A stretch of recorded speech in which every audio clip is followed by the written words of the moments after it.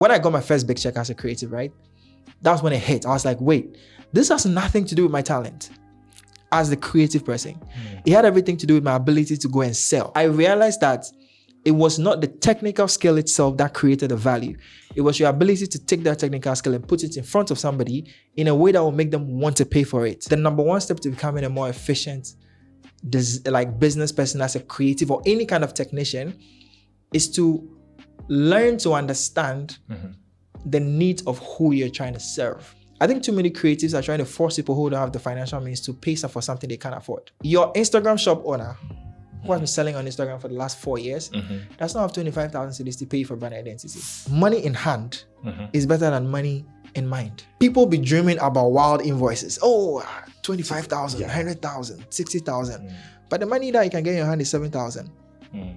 Take the damn thing. Welcome to another episode of Unscripted with Raygan, and today we have with us the CEO of Oxygene. Eldad, you're welcome. Thanks, man. Good to be here. Finally, we postponed since February. I remember since season 1. That was supposed to be part of the creatives we had in season 1, but your man was busy. Yeah, building businesses, collecting money. Hey, careful. Anyways, Unscripted. We've had Joshua, we've had Daniel. Yeah, a lot of people. I'm sure you've seen some of the episodes. Yeah, I've seen some of the episodes. So we want to talk about your journey. Then we'll get into design, business, talk about creativity. Yeah, talk about money. Yeah, very necessary. Very important. Yeah. But for the people watching, maybe this is their first time seeing, who is Eldad? That's always a hard question to answer. But the tag I use is I'm a curious cat. So I have a lot of interests and my brain is always trying to figure out things out and I'm trying to learn new things. That has found expression mostly in creative endeavors, right? So if you knew me very, very early from 2018 till about 2020, you probably knew me as a UI UX person because that's what I started with. That was that main thing. But I did branding, and I think from 2020, working within an agency, I started getting more interested in the business side. So I've always had a business interest, but never had the opportunity to pursue it before, right? But then I joined a company, built a team. So I was the UI UX designer, built a team, and then all of a sudden I was in business development, marketing, and became, I guess, you could say my boss's 2IC at the time. So now I had to learn about taxes and business structures and things like that. So it's often very hard to define who I am, right? But the core things that have always been true is, one, I'm a communicator. Okay. I love to talk in multiple forms. I used to do spoken word, rap, I preach, I teach. Wow. And that's one, I'm a communicator. Two, I love solving problems with creative solutions, right? Okay. So, people solve problems in engineering. I like to solve problems by creating things. Photos, videos, sometimes strategies, ideas, but I just like to think about the world differently. So in everything I've pursued, that has been a big part of it. I like people and I like teams. So I remember on one of my birthdays, my younger sister called me Professor X. It was one of the best compliments anyone has ever given me. Because the way my brain works is alchemy. It's I'm looking at what are different resources, what are different people, and I'm happiest when I can get a group of unique individuals who typically don't have any business together. Right? If you see them individually, I don't think they have anything doing together. But I'm happiest if I can bring them together to create something really, really unique. That's my sweet spot, right?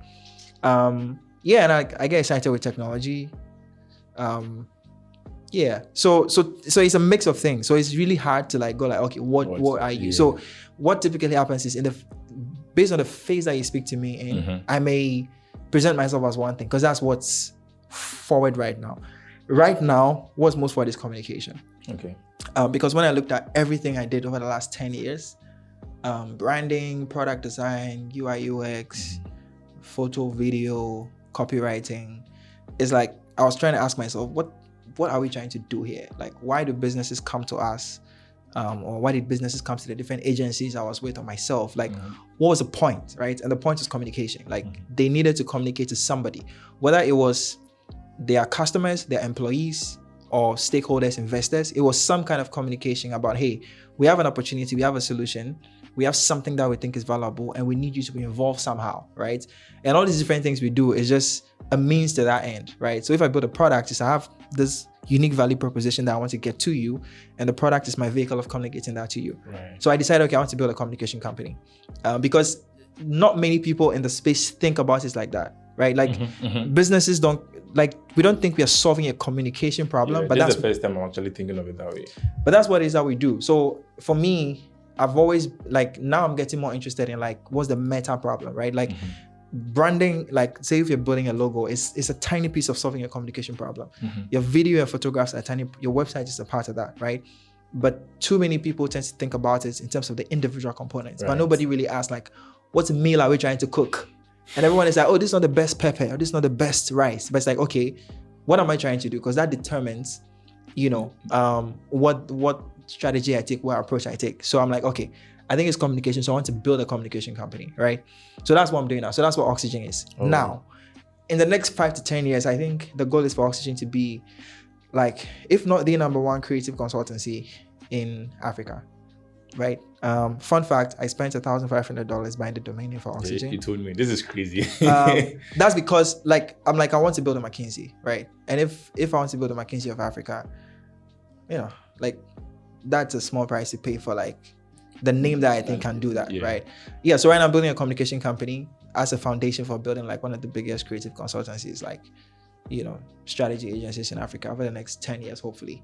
Yeah. One key thing you said was for now, which means for now, that's what you guys are focused on. Yeah, so for now we are focused on communication. So defining communication holistically for businesses and then delivering the components of that, right?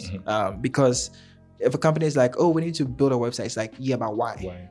Oh, we want to go global. Okay, cool. So we need to build a global communication strategy that positions you in a way that the people you want to deal with can accept your image and think that's who you are. Okay. So then it becomes, okay, if that's the case, then what do you need to look like? Then does your logo even fit? Or maybe do we need to change the way you speak, right? So people typically come to us because they have one problem, but then because the focus is communication, I'm always trying to understand why. If you tell me the why, then we can reverse engineer and get back to how we can make decisions, right? So the why first before the how. So right now, we want to be the comms guys. We are fairly new, fairly unknown, but the goal is to become the communication agency that's doing really good stuff in the Ghanaian space. So, what you were just talking about, so to you, whether it's logo, whether it's branding, whether it's video, whatever it is, at the end of the day, it's just a matter of communication that you're getting for the business to their audience. Yeah. And those audiences differ, which is another thing people don't think about. So I went to a private equity conference and then I met this business. I was like, oh, but we don't have customers, right? We deal with other businesses. So why do we need a brand, right? And I'm like, that's because you don't understand what communication is. Because if you take any business, there are the word stakeholders. Designers use that a lot, but I don't think most people understand what it is. Stakeholders are basically anybody who has interest in the business, right? Anybody to whom the business has some specific outputs that they value. So your customers are one of those stakeholders, but your investors are one of them. Your potential employees are one of them, right? Your partners are one of them. Your funders, banks, government institutions, they are all stakeholders. They are all people who are going to look at your business and make some decisions to engage with you in a certain way. So when people talk about branding, they typically go oh, because I'm not selling directly to a customer, I don't need to brand. It's yeah, but your supplier and your potential employees are also going to interact with your business. So from a brand perspective, how do you position yourself so that employees find you an attractive place to come and work, right? Because I think that's one of the most underrated opportunities for businesses, especially those that are trying to go global. Because if you are trying to build a global business from Africa, talent is the arbitrage, right? Talent is leaving the country like crazy. So how do you define a brand that makes the best talent want to work with you? And I do this all the time. People are a lot of designers wonder why I'm online all the time teaching for free. That's employer branding. Because of that, I have a pipeline of very interesting people who want to work with me because I'm always out there creating, right? So I find that a lot of businesses and a lot of entities, even dare I say agencies and communication companies, don't think about this problem holistically. They are doing one thing. So as long as the customer shows up, hey, but I don't market to direct to customers. Why do I need the brand? Then no one has an answer. But that's 1 out of 6 people that you need to think about when it comes to communication. And based on who the primary focus is, you make decisions differently, you invest differently, right? Some businesses don't need to invest in social media ads because it brings them no value, but they probably need to invest in hosting like weekly industry launch or brunch. Okay. That's your brand. Because that's when you get the people that are the movers and the shakers in your industry to sit at the same table, right? So what's missing for me in the market is this level of strategy thinking around how do we get businesses to communicate. And everybody's one dimensional, like, oh, you know, it's B2B, B2C customers. Yeah. So I really want to build a company that gets to the root of that issue. So whatever we do, there are some basics that every company needs, of course. You need a logo, like people need to be able to identify you, right? But beyond those basics, the specific channels and when you invest money, how you think about it is based off of like your unique needs of communication. And right now, I don't think anyone is thinking about it like that. So I want to build a thing that... How are you approaching that? So the thing I'm learning right now is that people that have your problem may not speak about your problem using the language that you expect. Right. So for example, I'm looking at a lot of businesses in Ghana thinking, oh, you have a communication problem, right? They don't know. They don't know. Most businesses think we need a website. Yeah. Or we need a logo. Okay. So what I'm trying to figure out now in terms of the approach is to see which component of this problem businesses think is the problem. I don't know if that makes sense. Yeah. Right. Yeah. So it's to listen to those things. And then it's almost like a honeypot and go like, hey, we can help you do that. Yeah.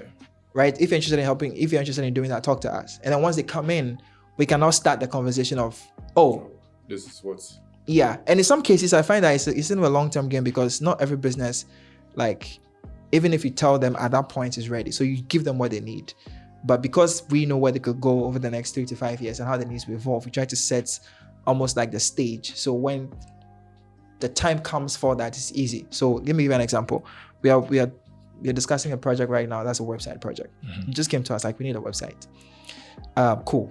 We delve into the business, like you need way more than a website, right? Your brand is outdated. You're trying to hit a certain milestone. You have some big projects coming up, so you need a brand, right? So we send them a quote for the brand. They're like, it's too expensive. You can't do it. Me from 8 months ago would have approached that situation differently, right? But now I'm like, okay, cool. We're going to take a loss on this project. So we do the website. But in order to do the website, we're going to do like a basic brand refresh. Very, very, nothing core. We're going to refresh the logo. So we did an extensive discovery about what they wanted. And we're going to define like just enough to help us with the website. But I know in 8 to 12 months, they're going to come back and go like, hey, we're going to this conference. We need something, right? So we are preparing to have that conversation by making sure the work we do right now sets them up for that, right? So we are not just trying to like, oh, here's a website, it's fine. We take our money, we go, right? Also, because this is for all the business people, the real money is not in the first gig, it's in the recurring revenue. It's a lifetime value of the customer. Yeah, true. So this is for us just to get in the door and then be a helpful partner now. So when a problem comes to mind, we are the first guys to call, right?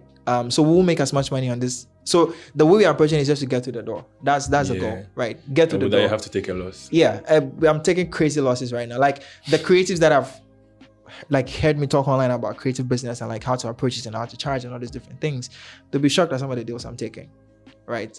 But that's because for me, it's a much longer term game now. It's not about the project. It's about what's the opportunity 12, 18 months down the line. And also like what's the value of having that account or having that client? Because we're in a market, especially in Africa, in Ghana, we're in a market where it's not about the quality of work necessarily, that comes second. It's about the perception of maturity. Maybe that's not the right term. Let me think about the right term.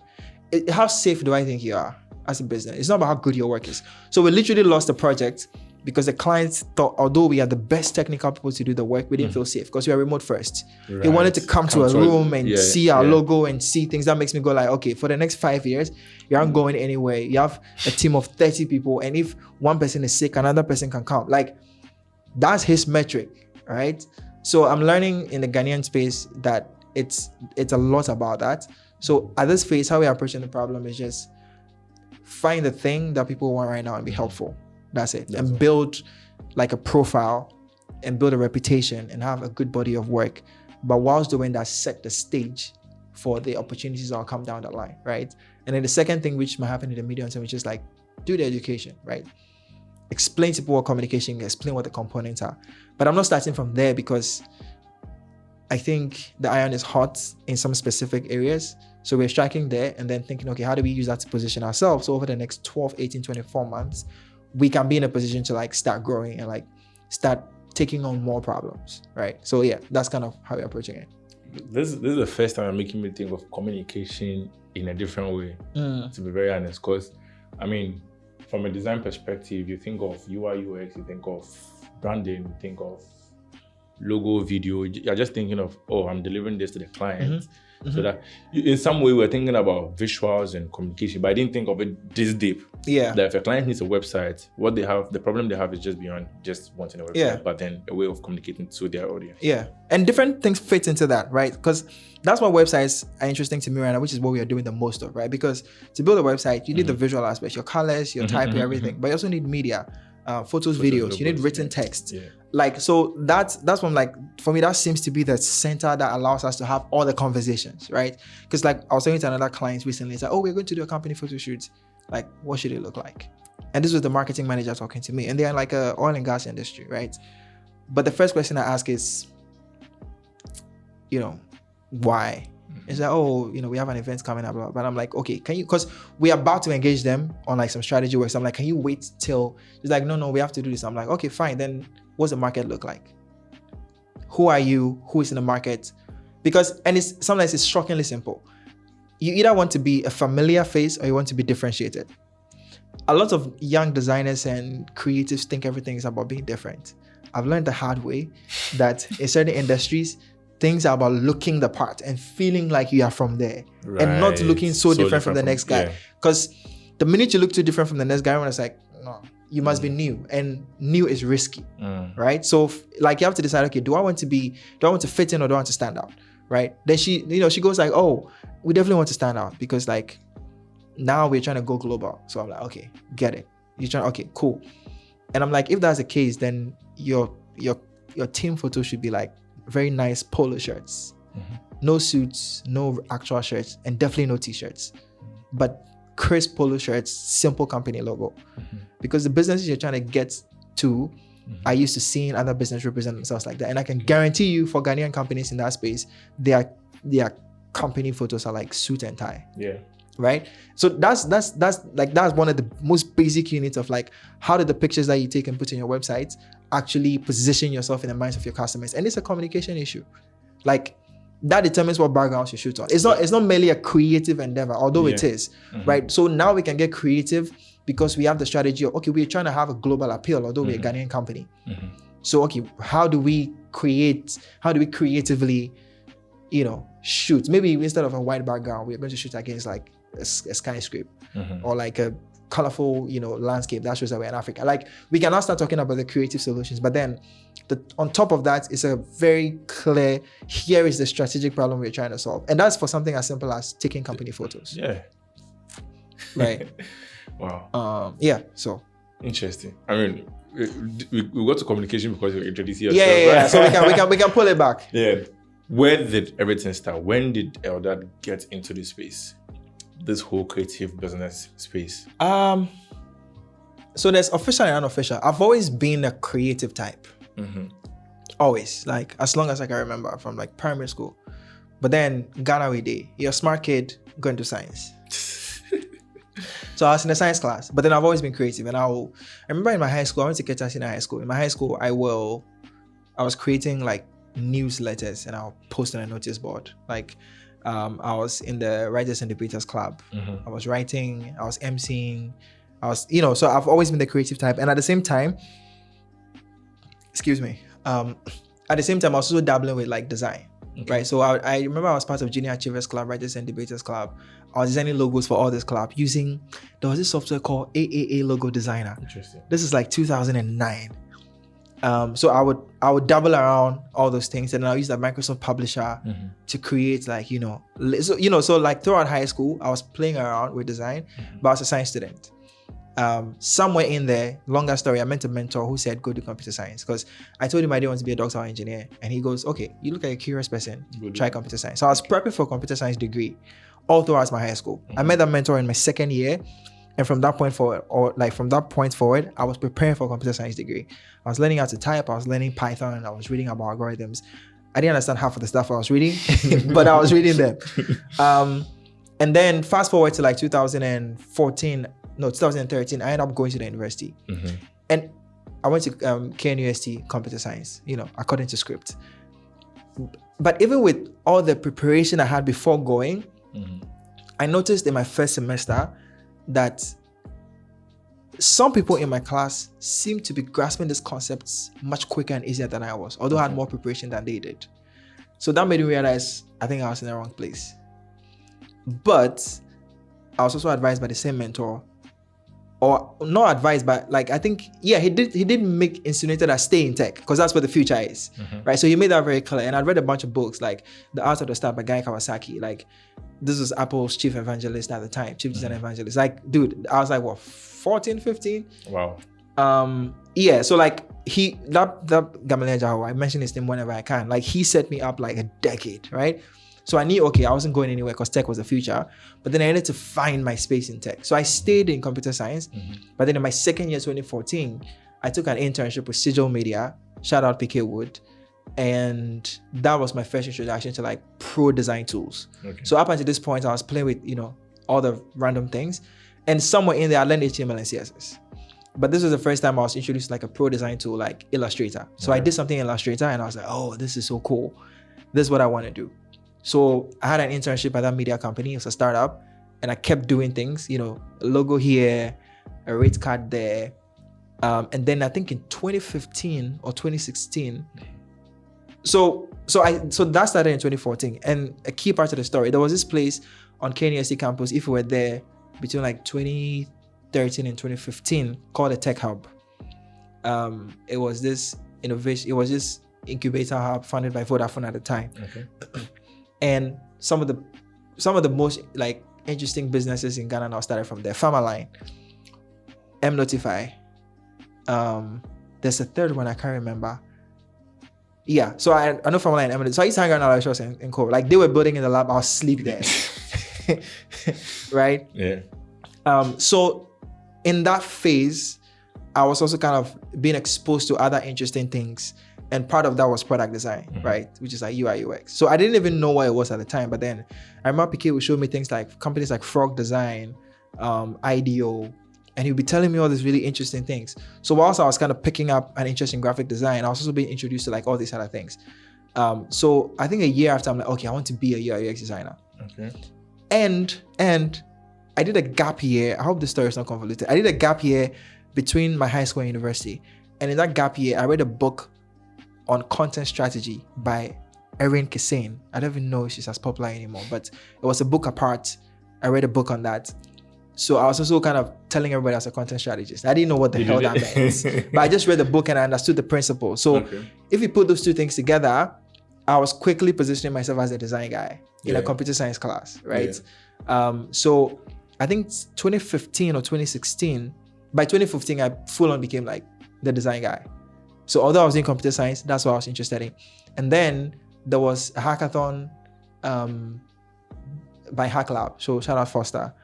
And then myself and Larry and Edwin, some of my friends participated. And then we won the most innovative idea. Wow. So that gave us an internship at Dream Mobile. Okay. In 2015 or 2016. I think it was 2015. That gave us an internship at Dream Mobile. And then when I went to Dream Mobile, that's when I saw like a real life UI UX designer. Like this guy's job was to be a UI UX designer. It's a real life. Yeah, because up until then I'd heard about it and they've shown me things in the hub and I've seen things online, but I've never really like, it's like, is this a job? Is this even like possible? Yeah. So that's when I met like somebody that's like, okay, they were still required to code as well as design. So in 2014, this was 2014, 2015, you couldn't just be a designer. That's I don't think people understood that. You couldn't just be like, your job is to design. You have to write code. You have to write front-end code, like at least. So you're either doing design and front-end development, right? But then I met Quakes, who was doing UI UX at Dream Mobile, and then I was like, this is what I'm interested in. So although they kept pushing, you have to code, I'm like, I'm not interested in coding. So thankfully, they then carved some projects out for me that was only focused on design, right? So that was my first like, okay, I got my first product at the time. I got my first like website, and I also got to be around him whilst he was working on other products. And at the time, I think Dreamover was pretty much one of the earliest like fintech companies building things for the finance space, right? So they were working with banks. SlidePay was very active at the time, so I was involved in some of the processes in building SlidePay, seeing how things work in the back end, and just understanding, okay, what does it take to build products? After that internship, I was a design guy. There was no looking back because I'm like, okay, I've seen it. It's real. Like, I'm not writing code again. Yeah, for you. Except for my schoolwork. Yeah. So I stayed. I did my schoolwork, and I kept So this was 2014. So 2014, that's when I started seriously practicing UI UX. And at the time, bro, it was new. Nobody in Ghana knew like it was a thing. Yeah. And my classmates thought I was crazy. You're not going to get a job after school. But then fast forward 2017, when I was about graduating, it now started becoming important. Yeah. And guess who had 3 years experience? This guy. Yeah. Right? So in 2017, I was hot. Like, because everybody wanted UI UX designers. And I was one of the few people who had experience doing it because I just started early and I was like curious about it, right? So there's like a lot more juice to the story. But then in 2017, I graduated. I'd done some gigs at the time. Some of my juniors who discovered remote work in 2015 were paying me, their senior, to do UI UX design for them. Whole different story. So shout out to Easy Tech. I don't know if they're still around. Gideon and Co at Easy Tech. So that happened. And then in 2018, like some company reached out to me to do national service. I said no, because I wanted to go back and start my own business. Back to the thing I said, I've always been an entrepreneur type. Yeah. So I went back to tech. Things didn't pan out. And then a friend of mine happened to be working at the company that I'd already said no to. And by the providence of God, they still hadn't hired a UI UX person. They needed a designer. So she called me, and she was like, hey, like, you're looking for somebody here. And I was like, isn't it the same? It's like, yeah, that's the company, but come, it's cool. So I'm like, okay, if she's there and she says it's cool, then I'm going to check it out. So I went. As soon as I go into the office, I'm like, yeah, I'm going to work here. Bro, it was like everything I saw in the movies in real life. Standing desks, adjustable seats, like MacBooks, external screens, headphones, like wireless trackpads and keyboards. I was like, bro, I don't care what these guys are doing. You just want to work here. I'm here. So I left my national service 2 months early because of that. Because I learned you don't have to do the whole 12 months. So like I guess also like I quit my national service, moved to Accra, and took the job at Code Hub. So at this point, I'd explored, done some stuff myself, done some work, gotten paid for it. And now I'm in a company that was previously just tech driven. Like they were all developers and I was the first design hire. And I think that was the breeding ground for everything I am right now, because prior to that point, I'd learned a lot, but I haven't had a real funded opportunity to try the things I've learned, right? So when I came in first, they're like, help us work on our own brand. So I helped build the company's own brand.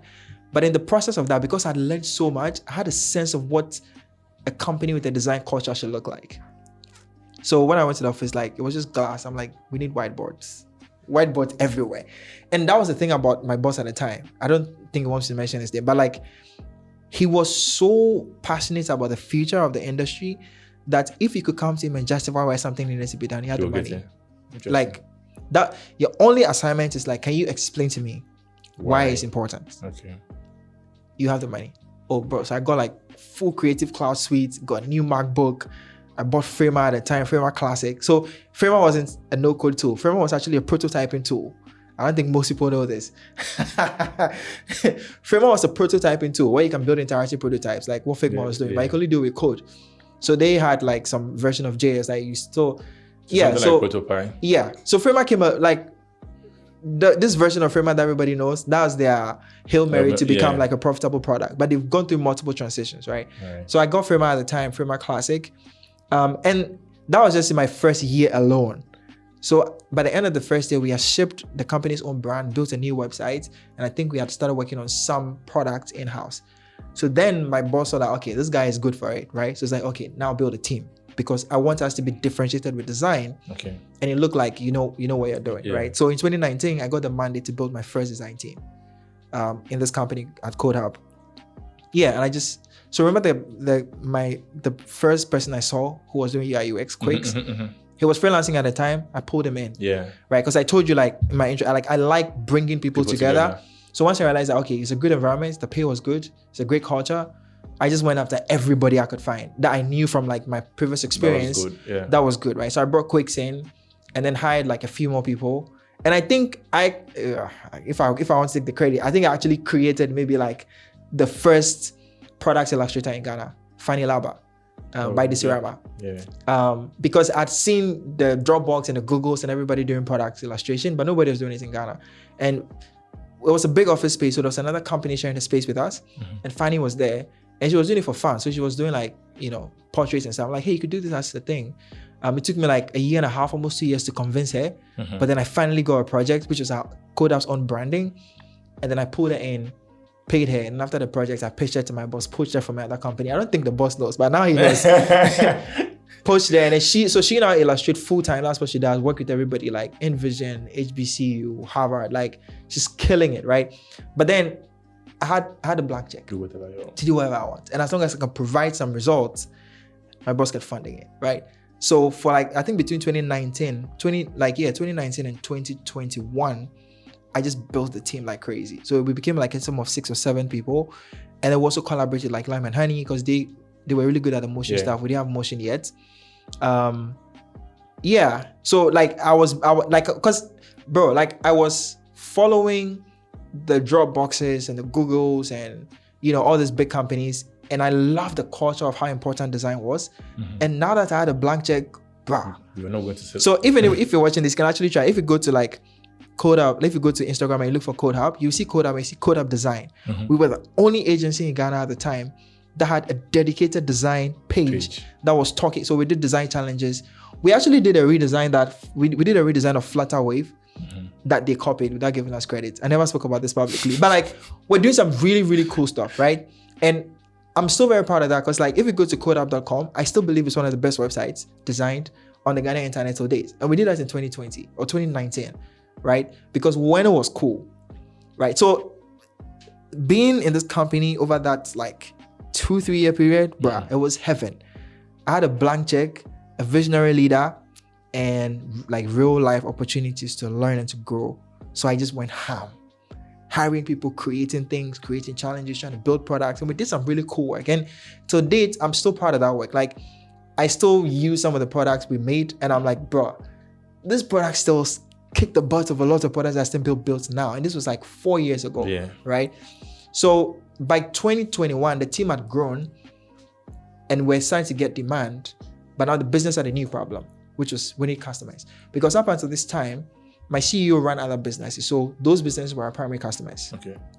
So we do things, all these cool things we're doing, it was primarily for CodeUp as a brand and then for my boss's other businesses. But we got to the point where cash flow became important. So we now needed to bring outside businesses into the fold. And throughout this entire thing, I was trying to live up to this hypothesis of I need to be the most valuable player in the room, period. I don't care what room I'm in. I don't care who's there. I don't care who's there. And it's because the thing I left out about that story is that like that was the first time I made like significant income. And the company also funded a bunch of my living. Right? So I wasn't playing with it. And because I told you I had a lot of opportunities outside of CodeUp. I'm like, I'm not going anywhere. Are you mad? Like, that's what I'm guessing here. I'm not going anywhere. And some of them were offering more money up front. But the learning opportunity plus the other benefits, I'm like, it's not worth going anywhere, right? But around 2021, we needed more cash flow.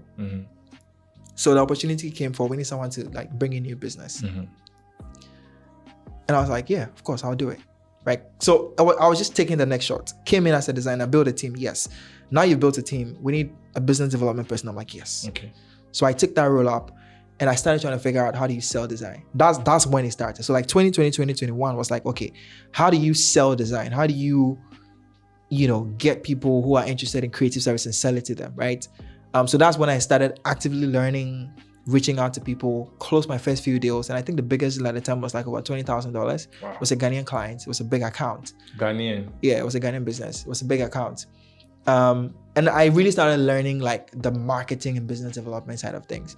But I think I learned really fast because between 2020 and 2022, I'd closed like all the revenue that the company has made at the time outside of like my boss's own businesses were driven by me. Like I brought those accounting. And I think I had 2 or 3 more big contracts lined up. That eventually ended up coming to me because I ended up leaving the company. Whole different story. But yeah, so I think between 2018 to like 2020, 2021, that's when like I think I really moved from just being the guy who does the work to understanding the other things, running a team, the business side, being curious about it, right? And before this, I'd been listening to the Chris Dose and co all the way back from 2014. Like I was way ahead of this game. Like 2014, 2015, I was listening to the Chris Dose. So I understood some of the concepts that they were kind of like talking about. But again, given these opportunities, and I got to apply them and to see things, what works, what doesn't work, right? So I ended up leaving that company in like 2022, I believe. Yeah, I think 2022. That's like 2 years ago. Okay, no, then it's later than that. So it's more than that. So I ended up leaving like 2021. Okay. I ended up leaving like 2021. I think April 2021. And then I continued that, right? So like I said, I left the company, lined up some big projects. They wanted to work with me. So that those projects came to me, made a good killing off of those, and just continued trying to like refine my knowledge in like selling creative services. And it was at the time I also started pitching other people who were creatives. Because that was when when I got my first big check as a creative, right? That was when it hit. I was like, wait, this has nothing to do with my talent as the creative person. It had everything to do with my ability to go and sell. So that's when I started talking a lot about the business side of things, because I realized that it was not the technical skill itself that created the value. It was your ability to take that technical skill and put it in front of somebody in a way that will make them want to pay for it. That's where the value was. So when I figured that out, I wanted to tell everybody. Yeah. Right. So that's when I just started, like, I was talking everywhere, like and I was even trying to convince a lot of my friends to like try certain things in their businesses, take on new opportunities. Like, I just went on a rampage. And in that rampage, we ended up starting a business that's still around today. It's called Fuvio. So it's a video production agency. You should get them on the podcast sometime. It's actually run by my sister, so some nepotism here. But yeah, so we ended up starting that company from scratch. It's now become like one of the go-to product video companies in Ghana. Okay. Like, so yeah, I wanted to tell everybody. Yeah. Because I was like, oh, this has nothing to do with the technical work. It has everything to do with the selling and finding the right clients and positioning and presentation. So I just went so deep on trying to figure that out and also teaching it like as well, right? And I think I've been on that for the last 2-3 years, where I think I'm, kind of falling into another transition right now. But that's sort of the journey. I hope you could kind of keep track of it because there are a number of different pieces. But I've written everything down. Yeah. I one thing I like about our dad, since we started talking and all that, is the way you speak. Because it's like, you know what you're about, so if you're speaking, you're just flowing. And that's what just happened for like 20 minutes. But nobody asked, but I'm going to share the story anyway. Concerning the story of when you were in school, what you did. Yeah. I did business. Right. Because I wanted to be a financial accountant. Oh, okay. Then when I finished, funny for me, I think it's God, because I did elective maths. Right. So I had the opportunity to do computer science. But when I finished, I came home, tech gave me business, accounting. I was like, I want to do accounting. My mother was like, no, Kumasi is too far. Right. Her only reason why they didn't let me go to Kumasi was because it's far, not because of the cost. Right. So this time my life is on. So it's like, Kumasi is too far. Then opposite my house, we had a Gimpa lecture. They was like, I should go to Eugene because computer science is good. And here I am, I'm like, computer science. I knew stuff about computer and all that. I knew how to type because I was helping one guy with a script for a movie and all that. So I was like, sure, no problem. The person that will give me the money says I should go to computer UJ. So I went to UJ, did computer science. I also didn't like the code. Yeah. Nothing. See all that. Hey. I was just like, everything they were teaching, I understand it. I go back, I'm like, what's this? So I got the opportunity to be the friend of the computer science president and the vice. And he was into AI, machine learning and all. And I think at that time, all those things were kind of early and all that. That was when, I think like 4 years ago. So that was like 2020. Yeah. Then I was like, since you're not seeing this stuff, I think you should try design. Right. And I'm like, okay, you've been here for a while, so why not? So I started learning graphic design for 3 months. Every knowledge I have in graphic design, I just studied for 3 months, to be very honest. Then along that side, I came across a UI course. This guy, bring your own laptop. I'm sure you know him. No. He's an Adobe ambassador. So I saw a course by him. That time, to be honest, I didn't have the money, so definitely was a card because Yeah, of course. Don't come for me. Yeah, we all stole the courses. Yeah, we all stole it. So I saw the course, and I mean, like you were saying, at that time, design was new and all that. That was your time was 2014. Yeah, 2014. Mine was like 2020, but still, It in my was circle was still new, yeah. So I remember one guy, Andrews, he's part of the team, but he's not here today.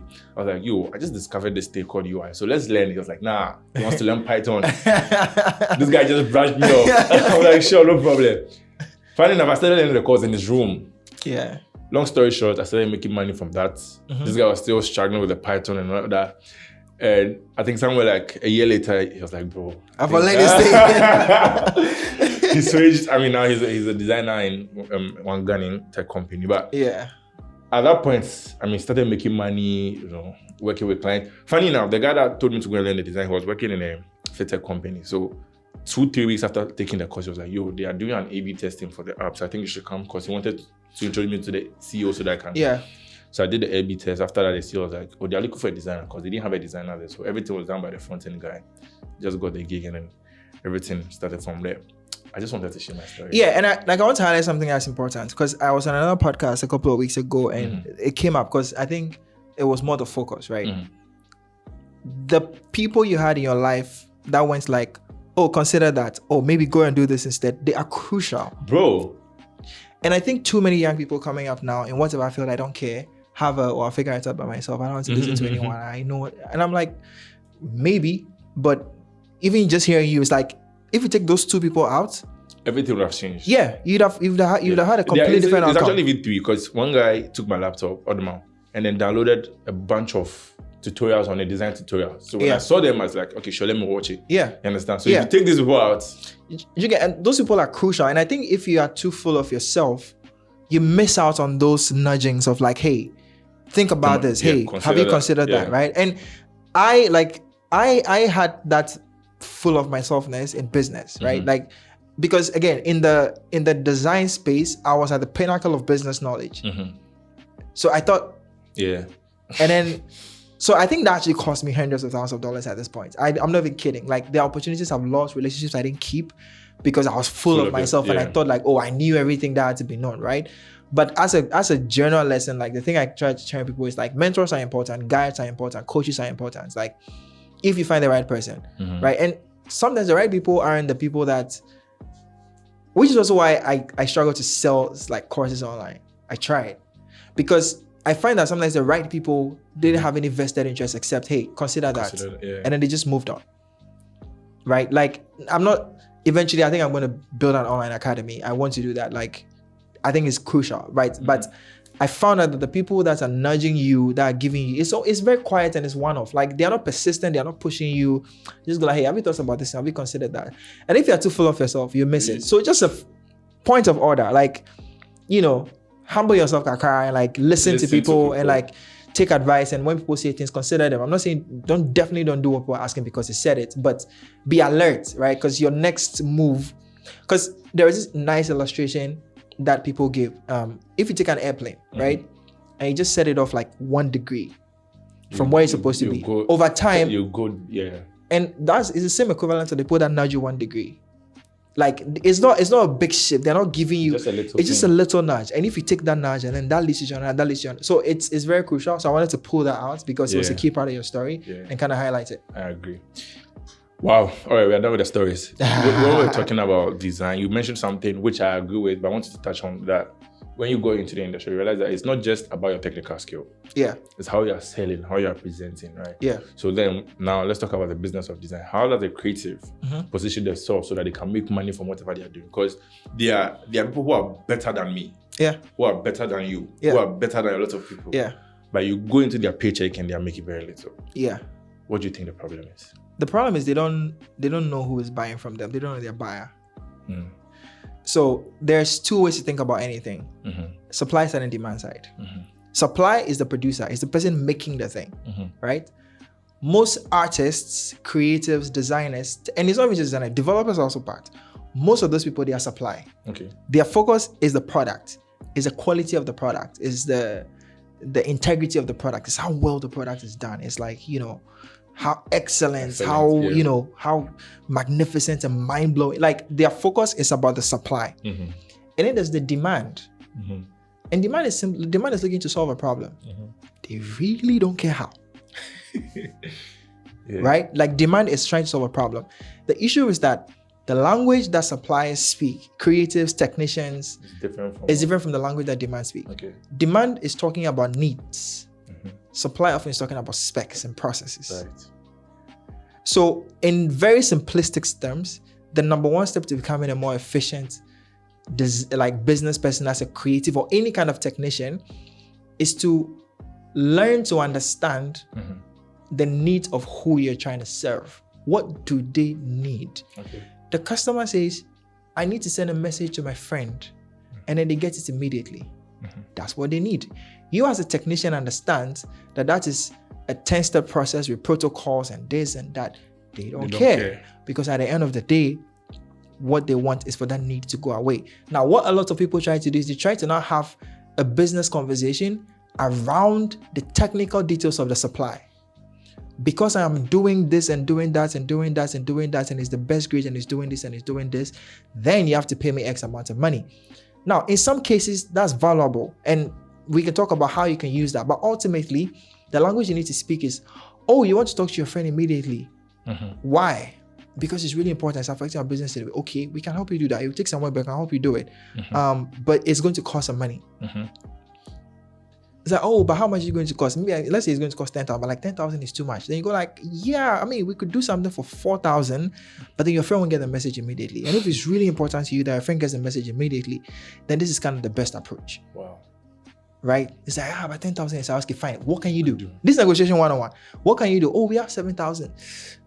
Okay, maybe we can do something in 7,000, but then maybe these other things will not be included. But they will still help you talk to your friend immediately. And when you're ready to like fix these other problems, come back. Bro, it sounds awfully simplistic, but that's what it is. That's the first layer at least, which is like, you need to speak from the perspective of the needs of the client. Now, that's thing number one. Who needs the thing? Thing number two is, can they pay? Because when it comes to like creative business and selling, right? I think too many creatives are trying to force people who don't have the financial means to pay for something they can't afford. Your Instagram shop owner, who has been selling on Instagram for the last 4 years, does not have 25,000 cedis to pay for brand identity. So don't try to sell them. It won't work. You will waste your time, energy, resources. In the same vein, the matured business owner who hasn't gotten slapped in the face yet and hasn't felt the consequences of bad design will also not write you a 25,000 cedis check. Although they could. Because it's just not a need. But a tech company who is starting, who knows the value of how to position themselves in the market and the impact you can have on investors, they will pay you. So first it's like, understand the need. And the second is like, Charlie, go where the tap is flowing. Find the people who have like the buying power, but also have a need. Like you can try, when you're starting out, you can try to convince people to convert them. That takes a long time. Find the person who already has the problem. Like it's hot, they want to solve it. Then you have two decisions to make. Can this person pay me or not? If they can pay you, take the deal. Do what they need. It may not even be what you think is the best possible solution. But give them, because too many designers are trying to sell the theory they've learned about what a brand system should look like. And then are trying to force clients to pay for that. They don't need it. So in simple terms, even if what the client is requesting for is trash, do it. No. even if not trash, even if what the client is requesting for is not the complete or the most sophisticated version of what you know it could be, help them solve the problem. Because oftentimes when you are really focused on the problem, you can eventually get them to solutions that work, because you're not fighting them, you're on the same side. Oh, you're trying to talk to your friend quickly. Okay, here are the differences, you can do it. So it's like negotiation, right? People are like, we are on the opposite sides of the table. What you want to do is you want to get on the same side. You want you and the client to be trying to solve the exact same problem. When you do that, conversation around money is not an issue. Right? Because you're not like I said, when I get up, I say that all the time. I'm like, hey, I think this project is going to cost $12,000. They're like, oh, we don't have $12,000. I'm like, no problem. My primary goal is to help you solve the problem. that you have. So let's define the problem and let me know what you can do. And let's figure out what we can do within that budget. Okay. So they may come and go like, oh, we can only do 3. I'm like, well, 3 can do something, but 1, it cannot do the thing they are looking for. And 2, it wouldn't make sense for me to do it for you at 3 because of the resources that we have and how we invest in our project. It's interesting negotiation right there. Yeah. Right? So then if you really want to solve this problem, like what can we do? And here's the thing that you need to learn. In some cases, they go like, okay, fine, I'll go and find somebody who can do it for 3. And I'm like, okay, sure. I'm not trying to close them by hook or crook. Because again, I'm trying to find people who need what I'm selling and see the value of it, or at least can see the value of it with a little bit of work. Because that helps the relationship go down easier. Right? Now, what I'm saying here is very, very simplistic. But if you understand this, then everything else you learn online about negotiation, pricing, it fits into that. So the first layer is like understand the needs of the client, know how what you are doing helps them meet the need, and communicate that. It's not the nitty-gritties. Now, where the nitty-gritties becomes important is when a client has agreed to solve the problem your way, but then they are on the fence about why is it costing so much. Then you can have that conversation. Because remember, somebody was saying it's okay. Somebody was saying that list all the various details that goes into like the problems they solve. I don't know who, but I heard it somewhere. But it's like that's where that becomes very important. It's like, yeah, here is why it's going to cost you X amount of money. Here is all the steps. It was Jeribas. Here is all the steps true. And all the things that goes into me actually helping you talk to your friend. That's why it costs this much. So that's the point where your sophisticated process and technical knowledge becomes a tool that you can use. But you're not using that to convince. You're using that to explain. At this point, you have already like agreed that, oh, let's solve the problem. So it becomes like, oh, we know we could do the project together. So now we just have to figure out the details. Right? And this is figuring out the details. And if you're out there watching Chris though, you have heard the thing, his advice to never explain. Yeah. Right? Bro, Ghana we day. You explain. Pick your mind. Yeah. There's a level at which that advice works. And for the clients that are in a mature market that know what they need and are ready to pay for it, you don't need an explanation. Because they understand the problem so well and the value of it, they're looking for who can create the most value. Yeah. But if you're in the creative industries in Africa, in Ghana, you're dealing with people who don't fully understand and they are not used to engage with people like you, because every other like supplier that they engage with is an itemized list of things. So if they are paying 20,000 cedis, they need to see an item, like a line item of what's costing the 20,000. Then they can go like, oh, can I remove this? Can I remove this? Can I remove that? That's what they are used to. So again, respect the market, respect your audience, respect their needs, and speak their language. So if that's how they understand putting together an invoice, don't come and give them a lump sum and go like, that's just how we sell. You won't close the deal, because you need to go and justify to finance why this thing costs 25. So it's your job to go like, okay, we're going to help you talk to your friend easily. But you know what? Before we do that, first, we have to find your friend. Then we have to establish like they need to talk. Then we have to get them this thing. Then we also have to get, and each of these things is going to cost X amount of money. And the smart move is like, you structure that invoice based on your process. So when they take something out, you go like, you can't take that, because when we take it out, we can't talk to your friend again. True. Right? So that's a tool to help you speak a language that they can understand, can close the deal. But you're not trying to get in. And bro, see, I learned those lessons the hard way. And my former boss used to tell me all the time, and I didn't learn it till too late. He was like, listen, money in hand is better than money in mind. Money in hand is better than money in mind. Okay. People be dreaming about wild invoices. Oh, 25,000, 100,000, 60,000. But the money that you can get in your hand is 7,000. Take the damn thing. Until you build yourself to the point where you have the reputation. I can go to a project and quote certain amounts because I've been doing this for the last decade. And it's like, sure, go find somebody else. I can guarantee they're not going to produce the same results. But that only works in certain cases. In other cases, like I'm telling you now, I'm building a communication company. Bro, I'm taking the L's. I'm taking the money in hand. I want like 10,000, the project is 5, I'm taking it. But it's like, okay, how can I do something at 5 that sets the stage for 10? Right. So don't be delusional, because pricing is about leverage, right? If we're in a relationship there's always leverage. And the person who has the highest leverage calls the shots. Right. So if your boss employs you, your boss has the leverage because he's the one with the money. Okay. Right? In most transactions, by default, the leverage lies with the one who's paying. Yeah. They get to call the shots. Yeah. Now, if you are going to tip that leverage, then the only thing is they need to need what you're having so badly that money is no longer the leverage. So when I used to teach, there was this principle I used to teach in my design classes called painkillers versus vitamins. Some solutions and services are painkillers. The pain is so bad, people just need to go away. Yeah. Right? So they are reactive. I need to take this medicine to solve this thing. And some are preventative. Vitamins are like, oh, in the next 7 years, I don't want to, So first you have to decide why you're selling. Are you selling painkillers or vitamins? Okay. If you're selling painkillers, it's about quick relief. I don't care about brand name. It's paracetamol. Yeah, I'll buy the cheapest paracetamol because I'm just trying to get rid of that pain. Yeah. So what I tell people is that, let's make it very practical. Flyer design. It's a painkiller problem. When I need a flyer, I need it now, or I need it to go out in the next 7 days. I need it quick. I don't have time for strategy. I just want my flyer to go out. Yeah. Right? But if I need to rebrand my business, that's a vitamin problem. Okay. The problem is people be trying to sell vitamins to people who want painkillers. Right. So you need to assess, hey, like what's the nature of the need? And you can build a profitable business is doing both.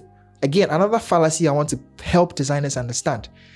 If I had the time, one of the things I wanted to do was build a flyer design business. Bro, you will make a killing if you understand that it's not about the fancy, it's about the quick turnaround. And if you can build processes that can turn things around quickly. So it's a volume game. If I can design 500 flyers at 50 cities, I like doing math. 5 times 5 is 25, right? If I can design 500 flyers at 50 cities, I'm making 25,000 a month. How many designs are making 25,000 a month? Because there are people in the market who just have painkiller problems. And I think too many designers are hung up on trying to be vitamins, trying to be like, oh, I charge $12,000 a project. But guess how many times those come around? Yeah. But the people that want flyers, then they boom off. So figure out your process. And that's also hard because it requires you to like actually systematize how you deliver so you can deliver quickly. So that's the real product you're selling. But I think more designers should start thinking like that because in Africa, the opportunities are in the painkiller segment more than in the vitamin segment. So you need to know your markets. You need to know what you're selling.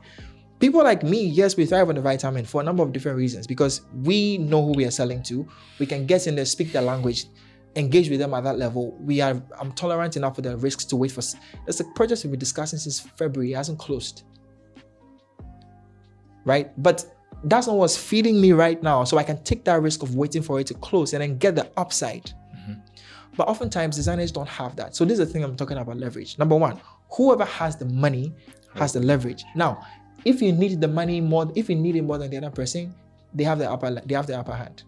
So if you're going into a project and you need the money more than the clients need the work, they have the upper hand.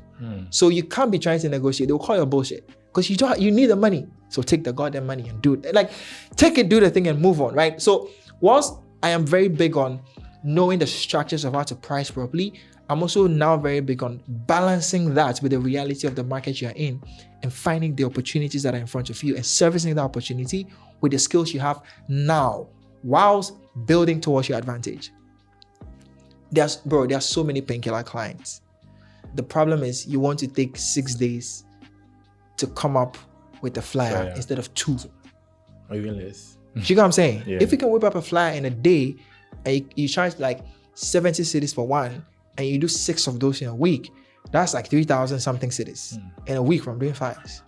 7 times 6, that's 42. That's 42, so that's more than 4, right? You know what I'm saying? Like, I don't know if the math is correct. I think the math is off. But you get the point I'm trying to make. No, it makes sense. It makes a lot of sense. So most creatives are waiting for like the one huge project. Yeah. Whereas they can go in for the quick turnaround on some of these projects that can make them more, as long as they are willing to put in the work and deliver quickly. Yeah. So it's like, and here's how it works, right? So someone's like, oh, are you trying to tell me stay there forever? No. Unless you're planning to build a very significant business around it, don't stay there forever. Yeah. Right? But here's what it does. If I take the quick turnarounds, then I can start to build a cash base. So this is not just a conversation in isolation of making money. It's also a conversation about spending money. Yeah. if I can make 3,000 cedis from the quick turnaround and I spend like only 1,005 and I can save 1,005, that's leverage. Right. So if I can save 1,005 for 6 months, I'm almost like at 9,000 something. So now it means that the next thing I can wait a little longer to close, so I can move upstream. Yeah. Does that make sense? So it's not just about making, it's also about keeping, it's about leverage. Because if you need the money more than the other person, you don't have any leverage. So you need to build your leverage. I've built my leverage to the point where like I can hold out and go like, I want $6,000 for this. You can't pay me. Sure, go to the next guy. But see, like I said from the beginning, now that I'm at the beginning of building a new company in a new space that nobody knows nothing about me, I have very, very low leverage. So my goal is to build the leverage, get in there, do the things that I need to do, show that I can do good work. Now, points to you if you can actually deliver the things you are being paid for now, like the things you want to be paid for in the future. That's another thing I use all the time. I don't allow clients to determine the quality of my work. I determine the standards that I want to play by, period. So even if you're paying me 0 cedis, I'm executing that project like you're paying me the highest possible amount for it. Because when the next guy shows around, I'm going to quote them the highest possible amount, and they're going to want to see something. Yeah. And that's why it works. So a lot of designers also hold themselves back because they are working according to what they are being paid. Yeah. Oh, it's already at 2,000 cedis. So it's like, no. If you just have a portfolio of 2,000 cedis projects, guess what you're going to get? More 2,000 cedis projects. Yeah. Right? So what I'm saying is a very, very honest thing of like, one, build leverage. Take the quick turnaround things. Build up cash, hopefully, and then start giving yourself more space. So now you can go longer in between gigs. And then the things that you take now, you can now start increasing the fidelity, right? Because now I don't have to do it in 1 week, I can do it in 3. And I can ask myself, okay, if I have 3 weeks to do this thing, how will I do it? So do you pay me for 1? So when the next guy comes, I tell them, hey, turnaround time is 3 weeks, it costs 5x than what I charge. So when they look at the work, it looks like it. Yeah. Bro, I'm still eating off projects I did in 2018. Because we spent so much time with them, they still go on my portfolio to date and they are valid. They are not like... Yeah. So I say that every single project I have is an interview for the next project. True. So I approach it like that. Regardless of how much. Like when a client, and that's also another line I use all the time when I'm negotiating. I'm like, see, what you're going to pay me is not going to determine the outcome I'm going to give you. So we're just trying to talk about what is like fair compensation here. Because my guarantee of delivery is set. Like, we're going to give you the best possible work at any level. Now, of course, I'm constrained by resources. Yeah. So I can't be giving you drone footage if I don't have the money to buy a drone. But if I have a drone, I don't have to pay for it. Why not? I'm going to give it to you although you haven't paid for it. Right? And it's that mindset of providing excessive value. So all the lessons you will learn about negotiation tactics and things, that you can follow them, they work. But sometimes they are too hard work for too many people to keep up with because you're hungry, they try chop. Yeah. So find the things. So let me tell you this story. I promised I was going to say this story. I may offend some people, but it's just an illustration. I have 2 designers in my network, right? Okay. And then I get an agent call from one of my clients in the US. Like, hey, we need to do this thing. We're trying to pitch, and we have like 4 weeks. All right, 4 weeks means we need to get a logo done, build a brand system, then start doing a pitch deck, which is the thing that they wanted. All right, I called 2 designers. Call one person. I'm like, yo, G, this is the thing I have. Can we change something in 1 week? I was like, yeah, do you have a brief? I'm like, nah, but I'm putting one together. It's like, what's the scope? I was like, yeah, I think we can do something. I'm like, cool. I don't have the details here, but I'll get back to you. I called designer number 2. He goes like, no. You can't. He can't. Okay. Right? Then I also left the conversation there. Yeah. Now he now came back. I mean, he's a smart guy. So he now came back. He's like, okay, it's a 1 week timeline negotiable, blah, blah, blah. I'm like, nah. Then we spoke about it. But guess who I'm more inclined to give the gig to? Number 1. Why? Because what I need is speed. Yeah. You don't care about the quality here. No, I care about quality. Yeah. But not as much as I care about speed. Yeah. So your process is like, that's cool, but like, do you know what I'm saying? Yeah. Now, imagine the guy who says he can do something right in 1 week. Let's say I'm able to pay him like 5,000 cedis, just an example. He's able to say that yes 4 times over the next 3 months. Yeah. That's money. Yeah. It's just practical. Yeah. So I understand the challenge of a lot of creators in Ghana. Like I'm not like, bro, like I get that. Because I work with a lot of them. I am one. But the only thing that allows me to play a different game is I have leverage. Yeah. I've built leverage over the last 10 years. So when I'm asking for certain amounts, when I'm saying certain things, the fact that I'm online even talking about design and these things is leverage, because people see me and they feel like, I paid 3,000 cedis to go to some private equity conference. Right? So I'm still building leverage now at this level to enable me climb higher. Right? But you, like, when it comes to business, the basics is what I said. Understand what people need, right? Understand how your solution is going to help them, and then determine how much you're going to charge them and if they can pay or not. It's as simple as that. But everything else, it comes down to leverage. If you need it badly, you don't have the leverage. If you need it badly, you don't have the leverage. I think we are going to make this 2 parts. So if you're watching till this point, I think we are 1 hour in. Right. See you in part 2, and please subscribe. Tell them to subscribe. Subscribe to the channel. Part 2 is just continuing, so we don't have time fire. for anything. All right.